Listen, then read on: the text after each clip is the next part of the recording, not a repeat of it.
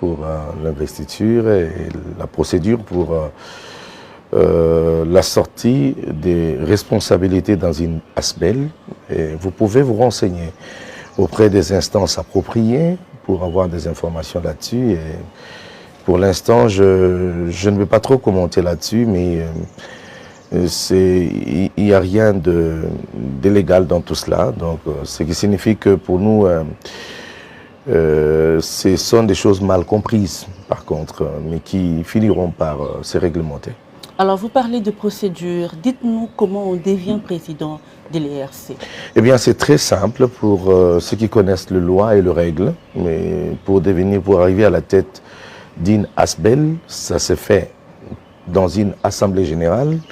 Quand on dit l'assemblée générale, les membres effectifs de cet organe, de cette institution, de cette ASBEL, disais-je, doivent être invités en bonne et due forme. Et ça, le ministère de la Justice doit être tenu informé. Et du fait que nous soyons représentés sur toute l'étendue de la République, cela revient à dire que tous les membres effectifs et sur toute l'étendue de la République devraient être saisis au préalable pour une convocation solennelle dans le cadre d'une assemblée générale ordinaire ou extraordinaire, tout dépend. Mais cela est lancé de par nos statuts par le président évêque général que je suis. Okay.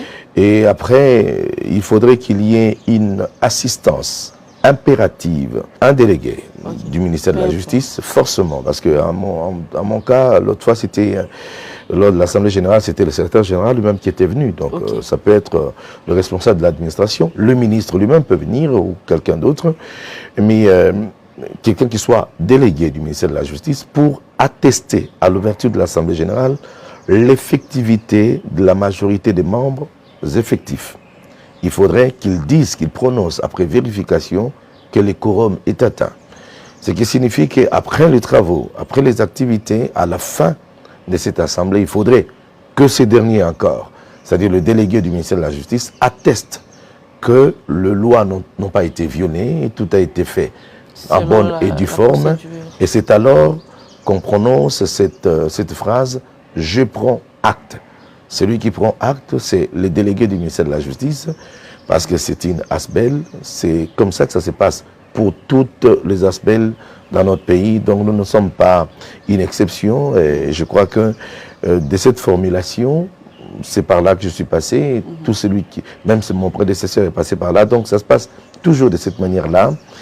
Et du fait que ces choses n'ont pas été observées, et même quand vous parlez tout à l'heure d'investiture, je crois que celui qui prend acte d'une investiture, c'est le ministère de la Justice, et qu'il le fait en bonne et due forme en tenant compte des règles et des lois du pays. Et nous sommes dans un État qui se veut respectuer des règles, c'est-à-dire un État de droit. Il faudrait à un certain niveau, nous comme les hommes de Dieu, nous soyons en mesure de veiller à cela pour que au finish, que le peuple apprenne à obéir aux règles, aux lois du pays. Et nous-mêmes, nous ne pouvons pas enfreindre à ces principes. Alors, cette émission, nous la voulons pédagogique pour que les gens comprennent ce qui se passe réellement. Tout à fait. On va un peu s'attarder sur l'Assemblée générale ou l'Assemblée extraordinaire. Quand vous la convoquez, comment s'est fait le choix du président de l'ERC? Est-ce qu'il y a une candidature ou c'est de manière consensuelle ou c'est de manière élective? Comment ça se passe? Il n'y a qu'une seule voie par laquelle on devient président de notre ASBEL confessionnel, l'Église du Réveil du Congo. La seule voie statutairement reconnue, c'est lors des élections. C'est-à-dire, celui qui doit être à la tête devra être élu par la majorité des membres effectifs. Voilà comment on procède. Et c'est ce qui a été le cas pour moi et le cas notamment de mon prédécesseur. Ça veut dire que celui qui veut être président, il se manifeste? Il se manifeste, on convoque une assemblée générale et je crois que mon mandat devra prendre fin en 2025 et lors de cette assemblée générale élective, si je voudrais postuler à nouveau, parce que j'ai droit à 2 mandats, je vais le faire. Si je ne consens pas de le faire, je vais aligner tout le monde qui voudra bien se présenter. À ce moment-là, il y aura une bataille, que le meilleur gagne. C'est comme ça que ça se passe. Et chez nous, vous pouvez même vous renseigner auprès de l'SCC, par exemple. Ils ont une synode tous les 6 ans. C'est comme ça que ça se passe. Donc, on est resté dans ces principes-là. Vous avez un mandat de combien d'années? 5 ans. 5 ans. Une fois renouvelable. Ok.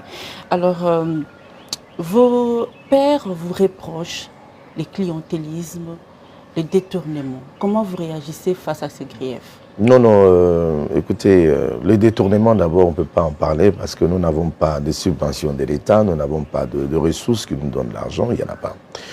C'est-à-dire, c'est par contre des petits efforts avec les imprimés de valeur qui peuvent nous donner un peu de subsistance, mais tout compte fait, dans tout cela, d'ailleurs, j'ai pu prendre de ce qui était dans mon actif pour pouvoir suppléer à des besoins de notre organe. Et puis, en principe, ça devrait être le contraire. C'est l'RC qui me doit, en principe, parce que je ne veux pas rentrer à fond de cela aujourd'hui. Et le clientélisme, je ne sais pas à quoi il s'attelle.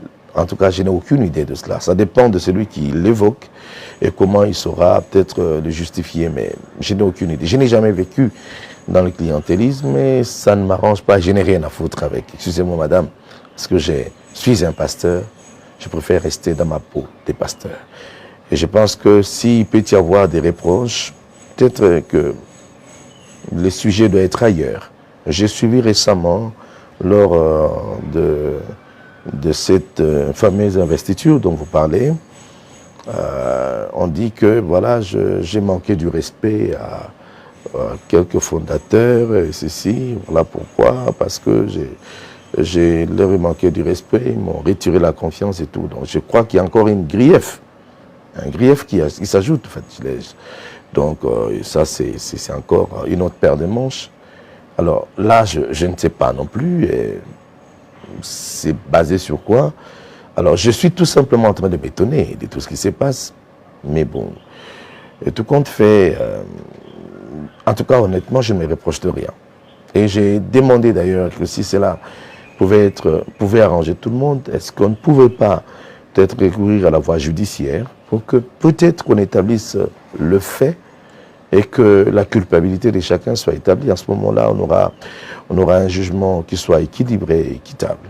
Mais bon, après, je me demande, c'est vraiment quoi l'acharnement? Je pense personnellement que le problème doit être ailleurs. Je ne sais pas me reprocher de tout cela.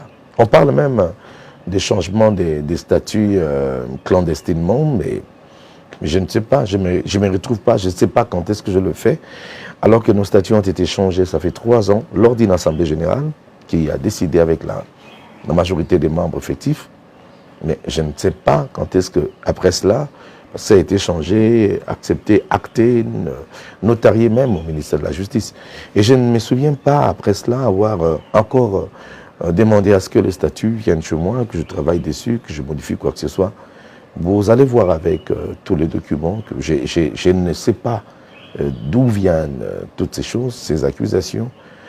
Et bien après, pour les gens qui ne comprennent pas, je sais que c'est choquant, mais pour nous qui sommes enfants des dieux et chrétiens, nous savons que cela peut s'expliquer du fait que le Seigneur a été aussi de cette manière maltraité par ses propres frères. Et si c'est la voie d'accomplir aussi les destins de Dieu, ma destinée, je porte ma croix. En réalité, c'est quand même pénible de voir que on vous jette des choses dont vous regardez en face, vous dites, mais attends, je ne sais pas ça vient d'où. Mais nous rendons grâce à Dieu. Vous faites bien de dire que ça peut choquer. Effectivement, ça choque parce que on a là affaire aux hommes de Dieu.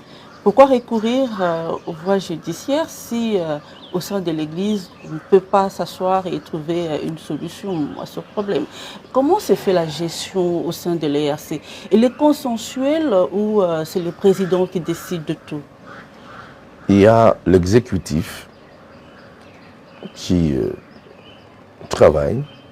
Il y a quelques départements qui fonctionnent et tout est structuré de manière à rendre les choses beaucoup plus opérationnelles et chacune des provinces fonctionne avec une petite autonomie.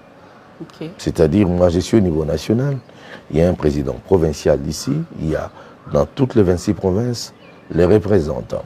Chacune des provinces fonctionne avec une petite autonomie, mais ils rendent compte au secrétaire général et c'est ce fonctionnement-là que nous avons depuis notre existence. Alors, dans l'opinion, il se raconte quand même beaucoup de choses, mais il y a une autre question qui revient. On s'est dit, mais est-ce que les pasteurs de Dokamba n'est-il pas en train de payer aujourd'hui ce qui s'est passé avec les pasteurs Sonika Fouta? Vous allez vous rappeler, son éjection de l'ERC s'est passée pratiquement dans les mêmes conditions.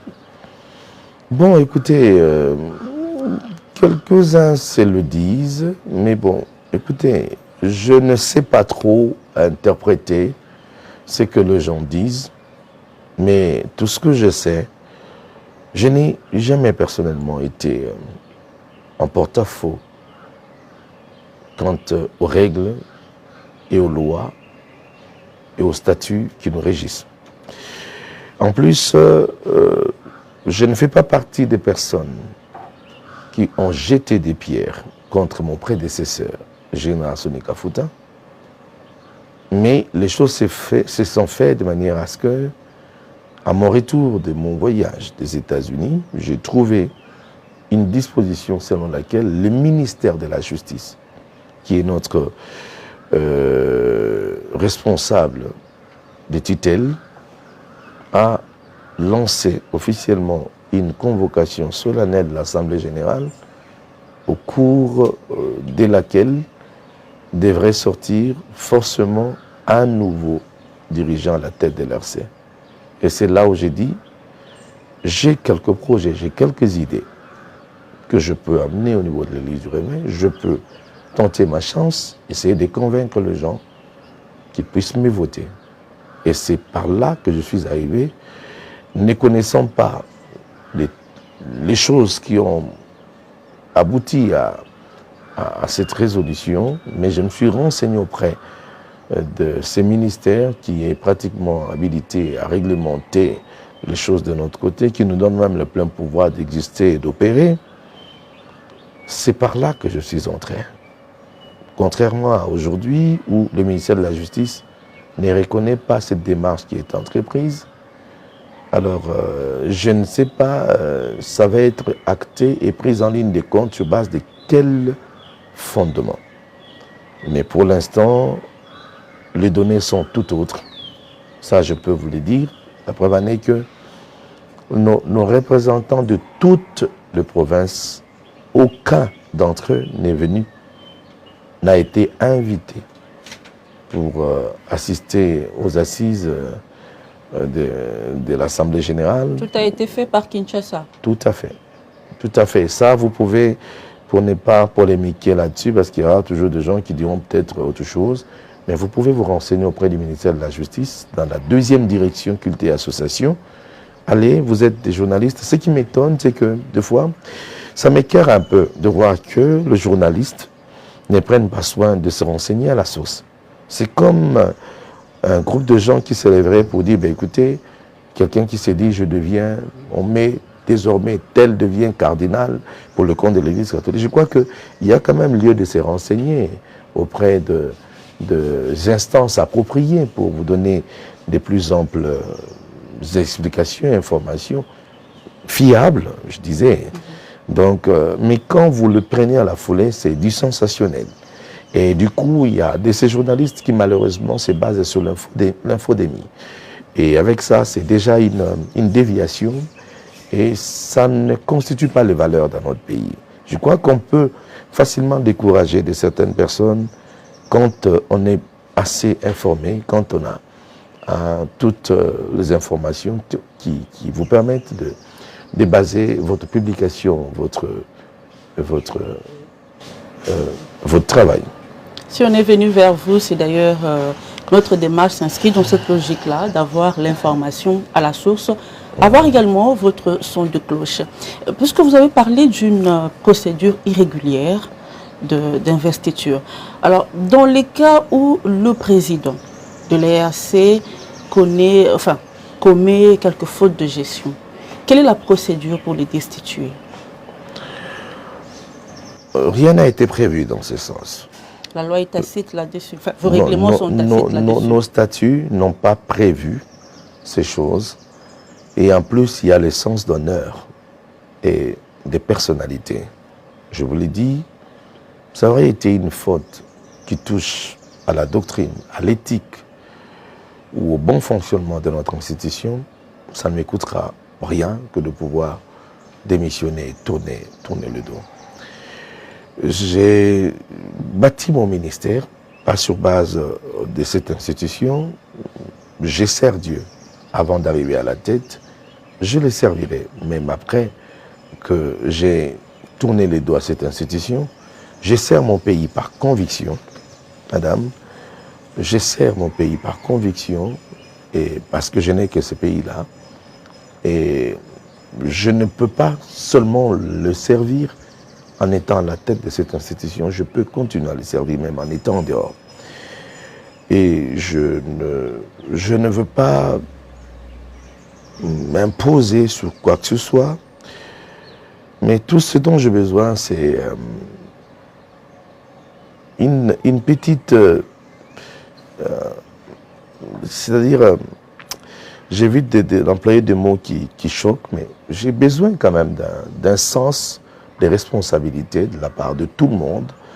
Qu'en posant de certains actes, il faudrait savoir aussi faire la lecture de temps. Je crois que la période est très mal placée pour que nous soyons dans ce genre de bruit.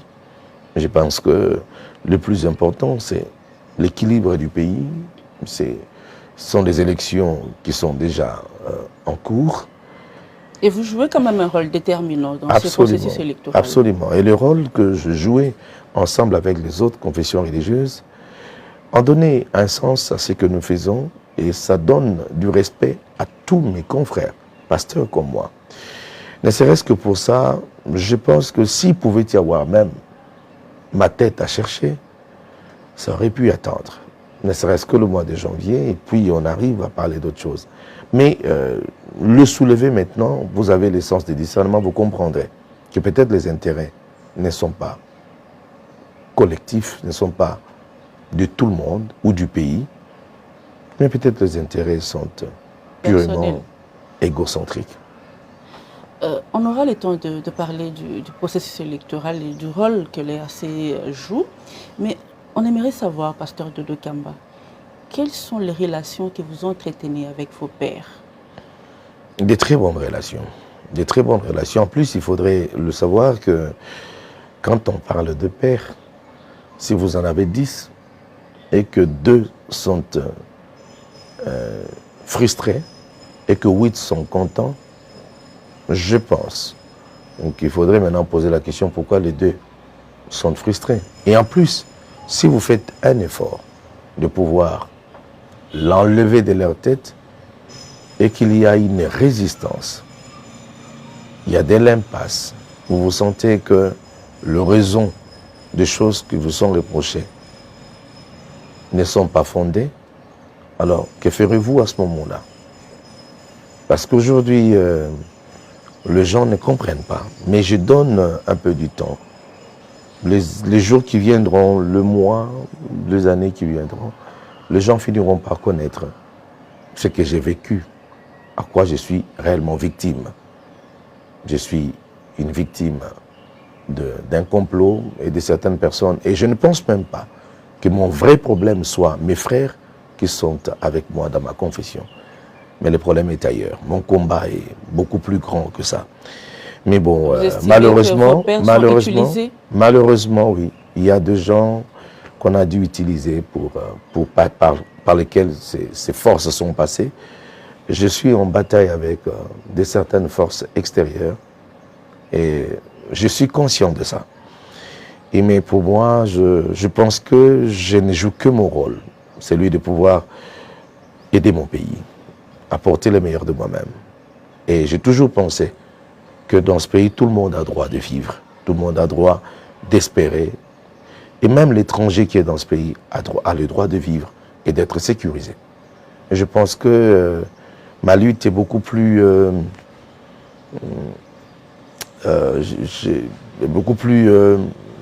nationale que... bon, voilà. Le terme approprié, c'est patriotique. Hein. Ma lutte est beaucoup plus patriotique et pour les intérêts nationaux que je suis peut-être mal vu par quelques-uns, mais nous nous sommes battus pour la paix.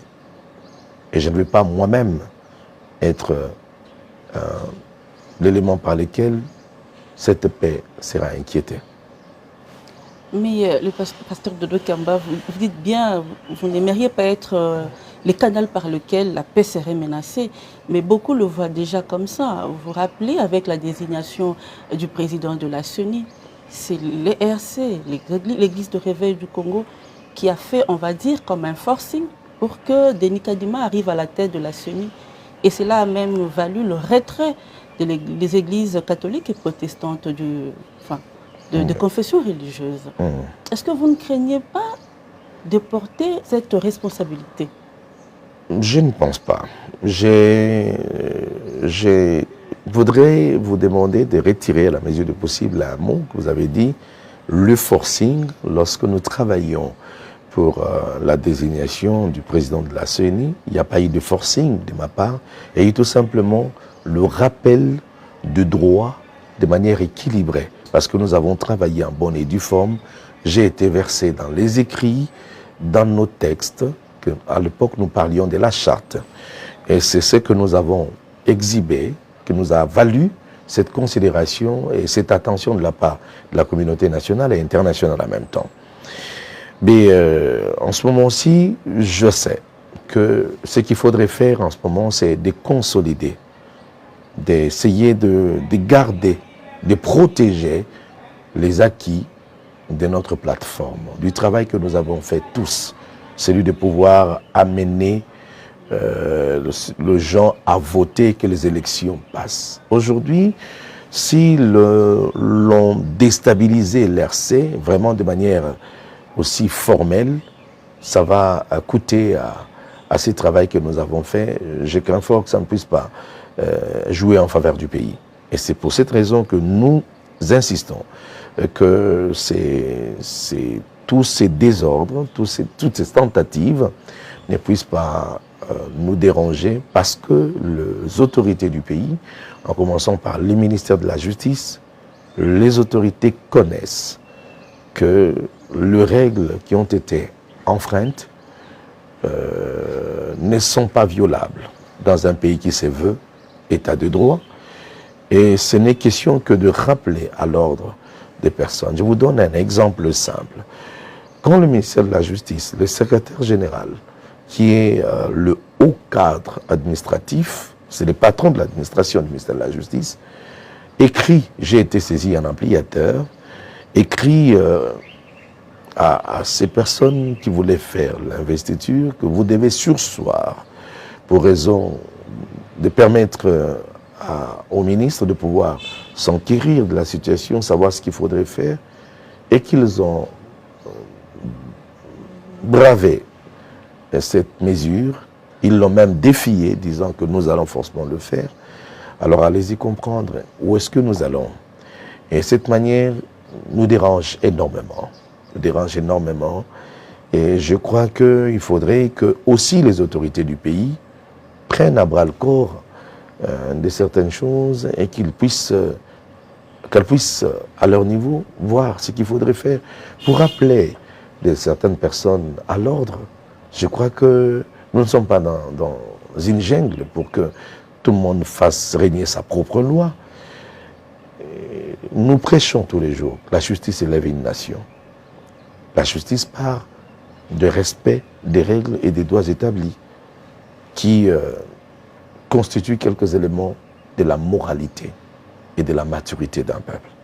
Récemment, on a vu vos pères le père fondateur de l'ERC, solliciter une rencontre avec le chef de l'État pour lui faire part justement de la crise, si on peut dire ça comme ça, qui sévit au sein de votre structure. Mais au regard de ces remue-ménages, est-ce que ceux qui pensent que les églises de réveil roulent pour le pouvoir en place ont-ils tort? Bon, les gens peuvent juger comme ils peuvent juger, hein, mais écoutez, c'est parmi les fondateurs, les gens qui ont demandé rencontrer le chef de l'État, c'est leur droit. Cela ne veut pas dire que nous sommes carrément pour le pouvoir, pour le simple fait de le faire. Je crois que c'est leur droit d'aller voir le chef de l'État, de présenter leurs desiderata. C'est tout à fait normal, là, il n'y a aucun péché pour cela. Donc je crois qu'aujourd'hui, nous qualifier de pro-pouvoir à cause de cela, ce serait quand même de trop. Et je ne vois pas pourquoi on nous qualifierait de la sorte.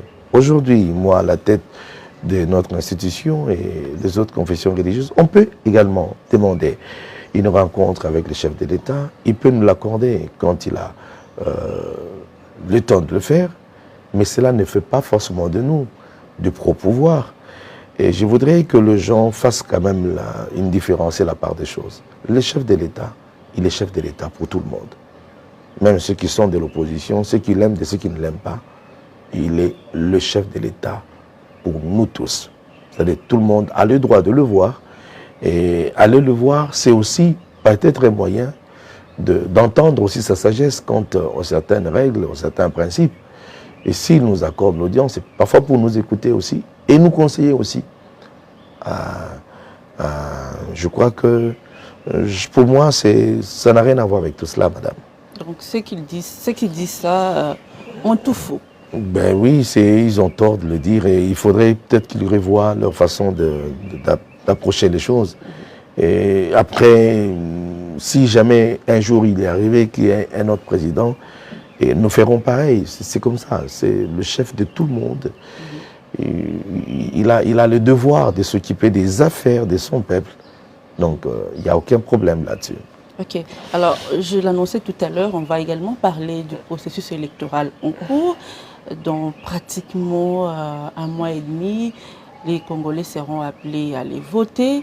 Mais ce processus, vous le savez, n'est pas totalement inclusif parce que il y a une frange de politiciens qui sont restés en dehors, fustigeant le fait que c'est Denis Kadima qui est là et sa désignation n'a pas été faite selon la procédure. Alors vous, en tant qu'Église de réveil, vous vous sentez à l'aise d'aller dans les élections dans ces conditions-là où d'autres sont exclus? Madame, très à l'aise. Vous savez pourquoi? Ça s'appelle le règle démocratique. C'est ça la vraie démocratie. Et j'apprécie énormément. Les gens qui ont pris cette position, je les apprécie. C'est ça la démocratie. On est libre de dire non, de la manière dont on pense. Mais également, dans la règle de la démocratie, on regarde également la majorité. Si vous êtes à 20 ou à 30 ou à 100, et que la majorité pensait qu'on peut aller avec, la minorité disait non. Je crois qu'on doit opter sur la décision, on doit opter pour la décision de la majorité. Mais cela ne dit pas que les gens qui ont refusé ont arrêté de servir leur nation. Je le répète ici, les gens qui ne sont pas, enfin, ceux qui ne sont pas partie prenante du processus n'ont pas cessé de servir leur pays. On ne peut pas forcément servir le pays en étant dans le pouvoir ou opposition de manière officielle, mais il y a d'autres qui ne sont pas dedans, mais qui servent leur pays. Et je crois que ces gens-là seront en train de sonner l'alarme pour dire, ben écoutez, il y a telle chose à observer, telle chose à observer. Je crois qu'ils sont en train de jouer leur rôle, mais de cette manière-là. Ça s'appelle partition. Les tractations au sein de l'ERC pour désigner Denis Kadima, pour beaucoup, ils estiment que ça sera une tache d'huile sur votre mandat. Ne vous en faites pas, madame. Nous avons suivi les règles, le principe. Aujourd'hui, ce n'est plus une question à évoquer. Et j'ai eu l'occasion, je vais vous dire, nous avons eu à faire une petite tournée Et dans cette tournée, nous avons vu quelques opposants, entre autres le professeur Chadari, nous l'avons vu, nous avons vu le président Martin Fayoulou, nous avons vu le président Adolphe Mouzito, et nous avons vu quelques-uns des opposants, sans oublier ceux qui sont du regroupement qui sont attachés au pouvoir. Mais nous avons parlé et tous ont dit la même chose. Personne ne doute du travail que nous avons fait à notre niveau. Celui de désigner celui qui doit être à la tête. Ça, c'était notre responsabilité à nous. Tous disent, vous avez le plein droit d'opérer votre choix comme vous l'avez fait et personne ne s'y oppose. Ne s'y oppose même jusqu'aujourd'hui. On sait que nous avons suivi les règles, le principe. Par contre, il y a eu d'autres revendications par rapport à leurs membres, les dissidents qui sont allés peut-être se présenter à leur nom, quelque chose de ce genre. C'est là où ça posait quelques problèmes, alors que les autres avaient aussi leur justification. Enfin, c'est le jeu démocratique. Hein? Mais dire qu'aujourd'hui, le problème au niveau du président de la CENI dérange, je ne pense pas que ça puisse être le cas. Renseignez-vous, la page là a été déjà tournée, parce que nous avons fait notre travail en bonne et due forme, et nous avons dégagé le meilleur, tous ensemble, et quelques hésitations, quelques accusations qui ont été soulevées à son intention ont été élaguées. Alors, vous êtes aujourd'hui fier de continuer sans les églises catholiques et protestantes? Bon, quand même fier, c'est trop fort. Fier, c'est trop fort. J'ai dit, c'est vrai que nous continuons avec notre plateforme sans eux, malgré nous. Parce qu'on ne peut pas non plus baisser le bras. Mais il faut admettre qu'il y a d'autres raisons qui nous mettent ensemble. Il y a d'autres cas qui permettent à ce que nous puissions nous retrouver. Nous nous retrouvons hein, pour d'autres cas du pays, parce que ce sont des religieux comme nous. Il y a des cas qui nous forcent de nous retrouver. Par exemple, à l'époque où on a fait le deuil de Patrice Emery Lumumba, on a tous fait un culte d'ensemble à la primature. Tous étaient là, les catholiques, les protestants, nous autres, nous étions là, nous tous. Donc, il y a des cas qui nécessitent à ce que nous puissions parler le même langage. Nous nous retrouvons. Aujourd'hui, quand on parle des élections, ils ont également une mission d'observation pour eux qui a été accréditée par la CENI, que hier, ils ont redouté, aujourd'hui, ils ont accepté, c'est-à-dire ils sont dedans. Ça veut dire qu'il y a des points de convergence quand même. Vous vous entendez. Absolument. Mais quant au reste, nous espérons que les jours qui viennent, les années qui viendront, permettront à ce que nous puissions nous remettre sur la table. Parce qu'on n'est pas ennemis. Il faut dire qu'il y a quelques points qui ne nous ont pas mis ensemble, mais cela ne veut pas dire qu'on ne se remettra plus jamais ensemble, ne serait-ce que dans ce même cadre, et pour regarder de l'avant. Alors, pour clore ce chapitre lié au processus électoral, que prévoit de faire l'ERC par rapport à ces élections? Vous l'avez dit, l'Église catholique et protestante vont mobiliser une mission d'observation. Et vous, de votre côté, vous comptez aussi larguer comme ça vos observateurs? Ne vous en faites pas, je ne parle pas de l'ERC elle-même, parce que l'ERC ne fera rien d'elle-même dans le cadre électoral. Tout se fera dans la plateforme avec les autres confessions religieuses. Nous avons aujourd'hui 9 dans notre plateforme. Nous travaillons ensemble et nous nous préparons pour une grande mission d'observation qui déploiera sur toute l'étendue de la République autour de 60 000 observateurs sur toute l'étendue de la République. C'est quand même beaucoup. Ah ben oui, il y a une formation déjà au préalable? Tout à fait. Il y a déjà des observateurs à long terme qui ont déjà été mis en formation. Ce sont eux qu'on va déployer les jours qui viennent. On attend quelques moyens de la part de nos partenaires. À qui finance justement? Nos partenaires, on a écrit à quelques-uns de nos partenaires, il y a des particuliers, il y a des institutions, il y a des organismes qui vont nous aider à y parvenir. Okay. Alors, qui déjà sont favorables. Ok, c'est une bonne nouvelle pour vous alors. Merci beaucoup. Alors, si on doit résumer les mandats du pasteur Dodo Kamba à la tête de l'ERC, quelles sont vos empreintes que vous aurez laissées après votre passage à la tête de l'ERC? L'homme pasteur. La dignité et la valeur de l'homme pasteur. J'ai passé beaucoup plus mon travail autour du relèvement de l'homme pasteur quant à la consécration. Et depuis un certain moment, j'ai tapé la main sur la table pour que le pasteur incarne un témoignage qui soit digne, qui nous permette d'être respectés aux différents niveaux.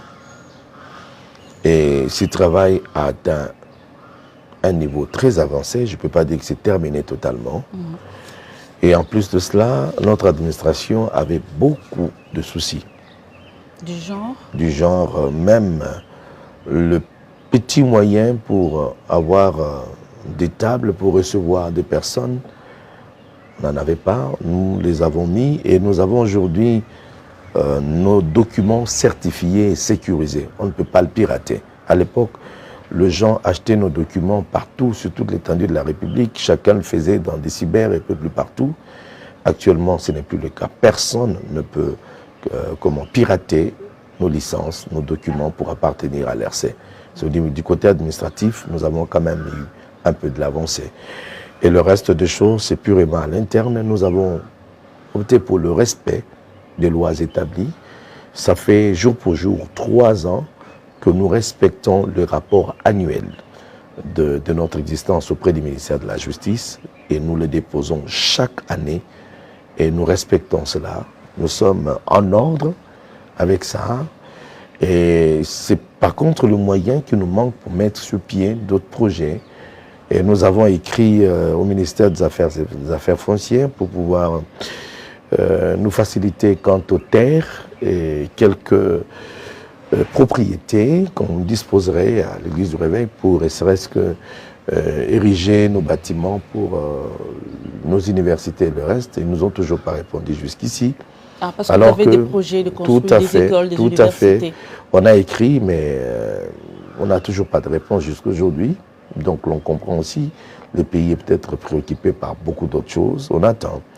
Parce que toutes les autres confessions ont eu ces avantages. On leur a donné beaucoup plus d'espace ici comme à l'intérieur.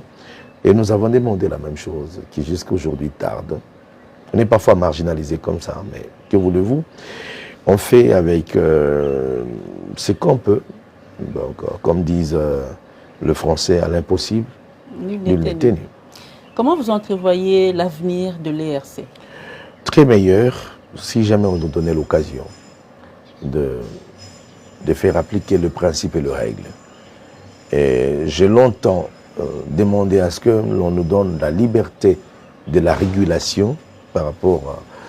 Quand on parle de la régulation, c'est par rapport à la conduite de certains pasteurs, de certaines églises. Vous voulez avoir un pouvoir coercitif sur absolument, les pasteurs? Absolument, parce que ça nous a été donné, mais pas de manière si claire et spécifique. Et là, c'est au niveau du ministère de la Justice que nous demandons à ce que nous soyons en mesure de fermer d'autres églises qui vraiment constituent le sujet de la honte, des antivaleurs. Et ça, pour y parvenir, nous sommes dans un État laïque. Il ne faudrait pas que l'on puisse violer les lois du pays. Il faudrait qu'il y ait des termes appropriés qui nous permettent de prendre des mesures qu'il faudrait pour pouvoir réglementer de certaines choses à un certain niveau. Donc nous y allons mollo mollo.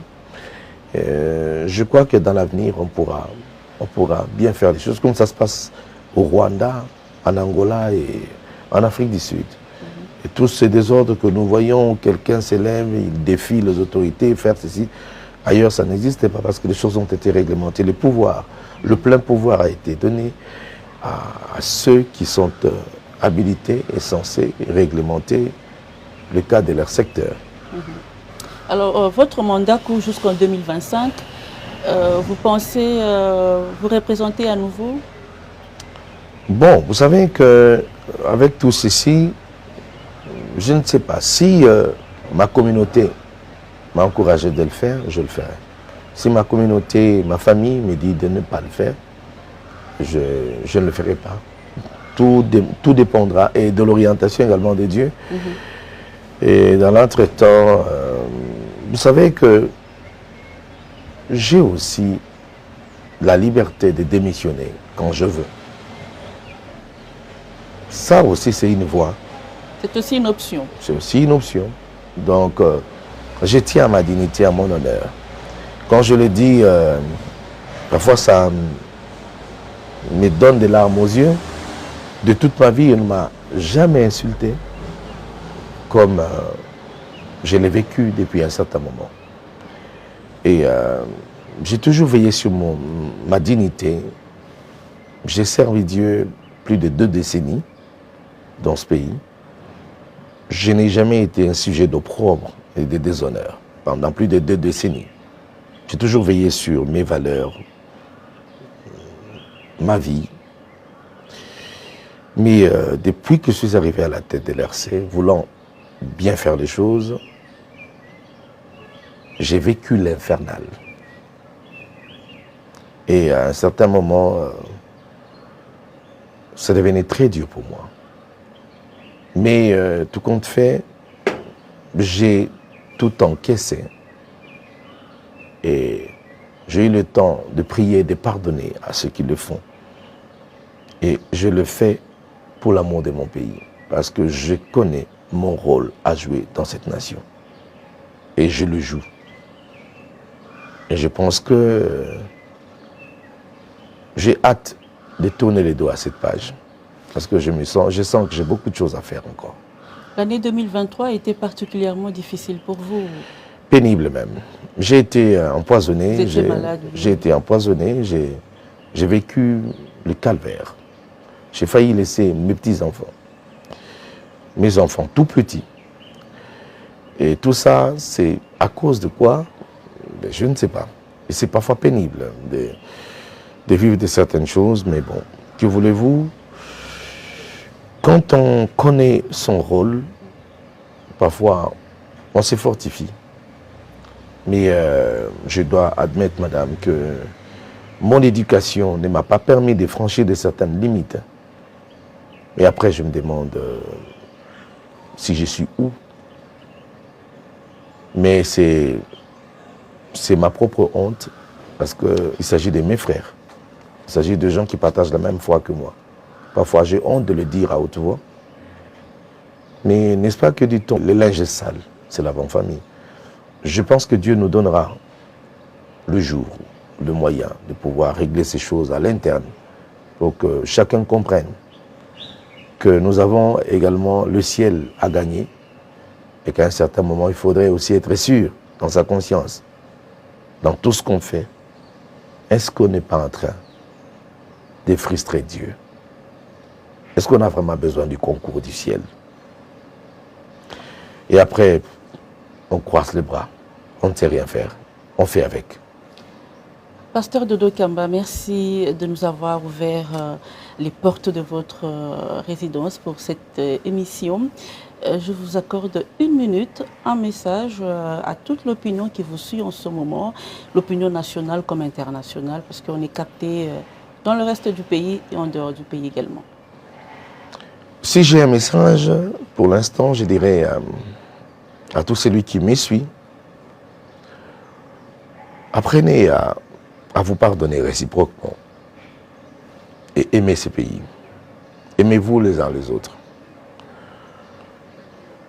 Je pense que ce qui nous arrive est aussi parfois une leçon de comprendre dans quelle vitesse le monde s'engage, mais c'est encore possible de sauver les mêles et de sauver nos valeurs.